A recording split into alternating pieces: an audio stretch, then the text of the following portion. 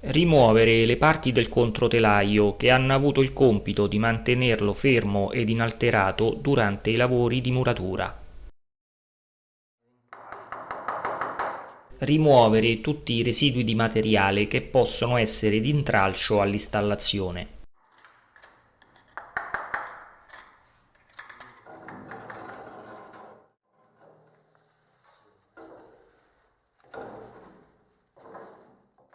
È sempre importante seguire attentamente le istruzioni contenute nel kit.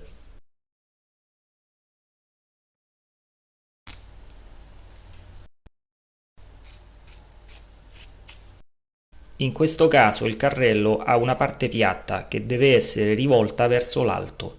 Impanneremo il bullone dalla parte bombata. Entrambi i carrelli presentano una sporgenza, questa deve essere rivolta verso la parte battente del telaio. Questo è parte dell'incastro maschio di chiusura.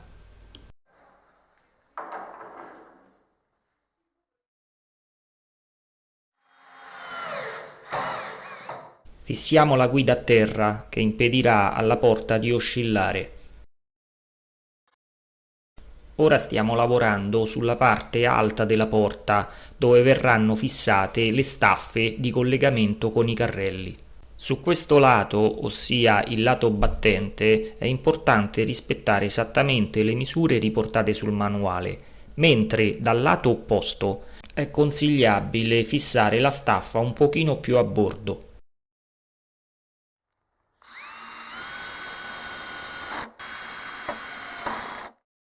Come si nota, preferiamo preforare prima di avvitare la vite Parker.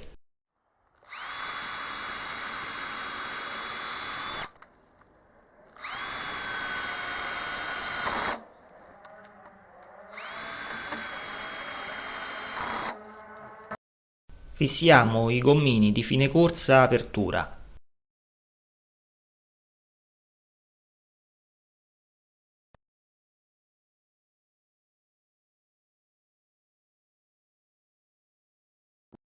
Innestare i bulloni nelle staffe e regolarli in modo che la porta si trovi in quadratura con il controtelaio e che non struci sulla base della guida a terra.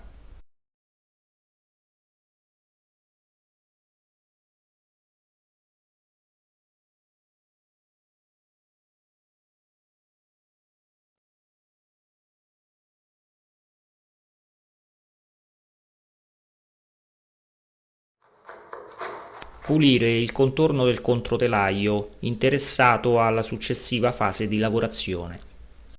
Il telaio di rivestimento, in questo caso il montante battente, è stato già tagliato a misura, con i riferimenti nel dettaglio.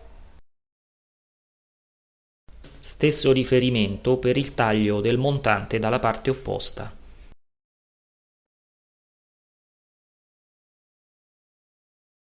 Il kit prevede 3 staffe di supporto come elemento di collegamento tra il controtelaio e la battuta del telaio, da posizionare in corrispondenza delle asole.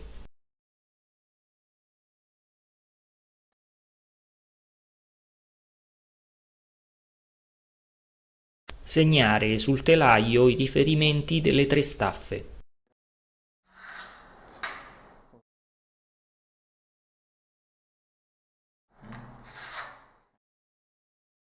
Le staffe devono essere centrate e fissate dietro il telaio in corrispondenza dei segni precedentemente tracciati.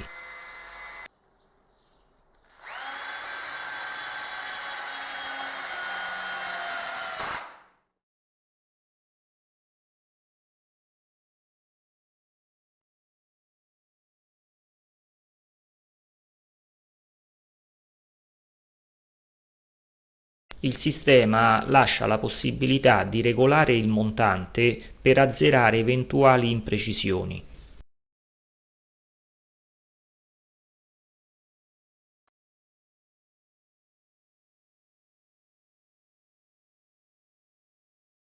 Montiamo le guarnizioni di battuta.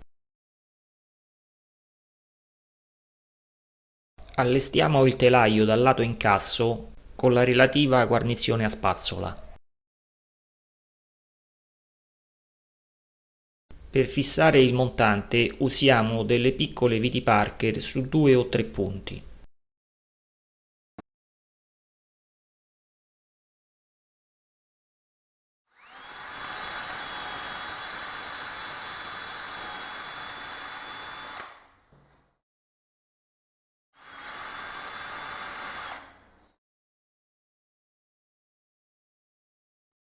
Perforiamo il controtelaio mantenendo la porta chiusa per evitare il contatto con la punta del trapano. Mettiamo anche il silicone come elemento di fissaggio.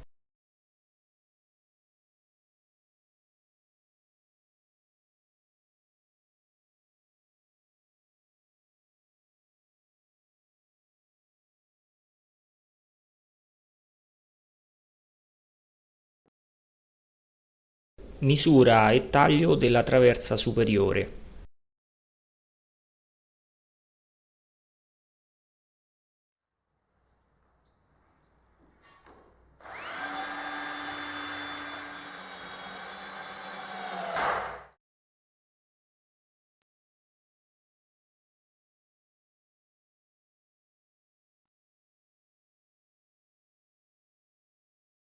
Misura e taglio della cornice superiore.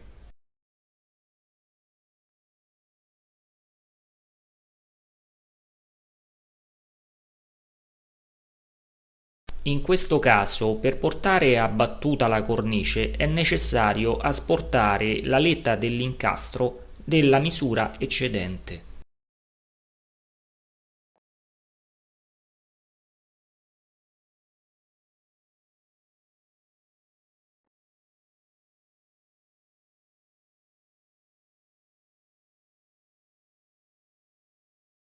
Prendiamo la misura per il taglio della cornice montante, sulla quale nella zona alta e nella giusta misura dovrà essere azzerata la letta d'incastro.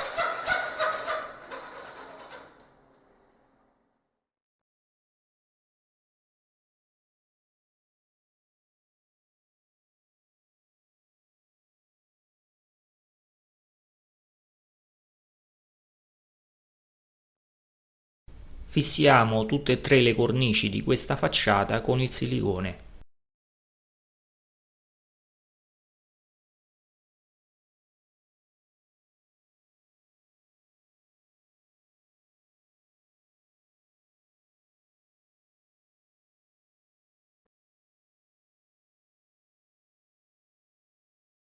Passiamo dall'altro lato della porta. Lo spazio tra telaio e controtelaio va riempito con la schiuma poliuretanica.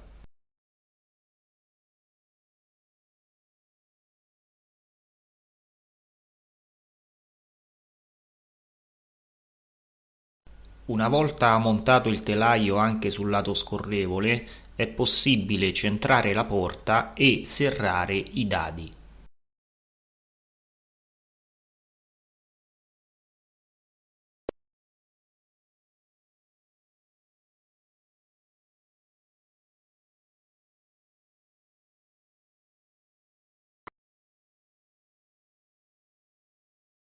Inserire nella guida il fine corsa di chiusura ed innestarlo nel carrello.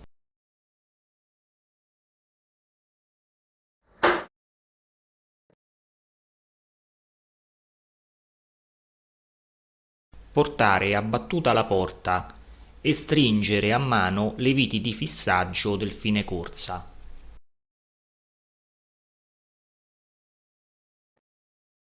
Mantenendo bloccato il fine corsa, aprire la porta e stringere successivamente le viti senza esagerare.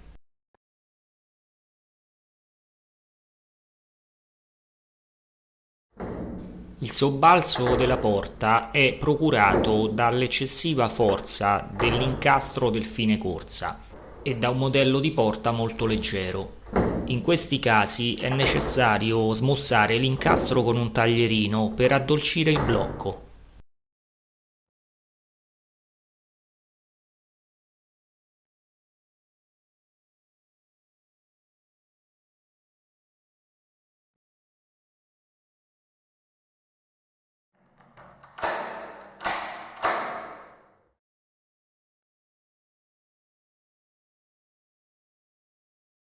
Fissiamo il ditale di trascinamento della porta.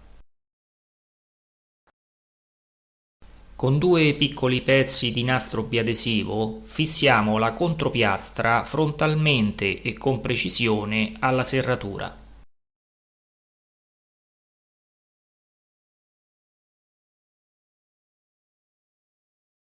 Applichiamo altri due pezzi di nastro biadesivo più spesso sull'altra faccia della contropiastra. Il biadesivo con maggiore superficie e aderenza trasferirà la contropiastra sulla battuta in perfetta posizione.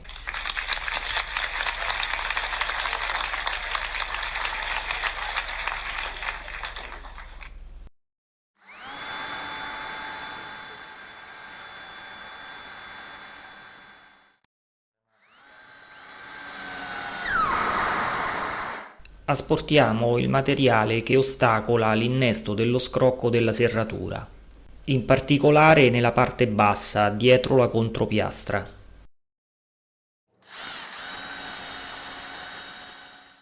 Terminato lo scasso, rimuoviamo il biadesivo.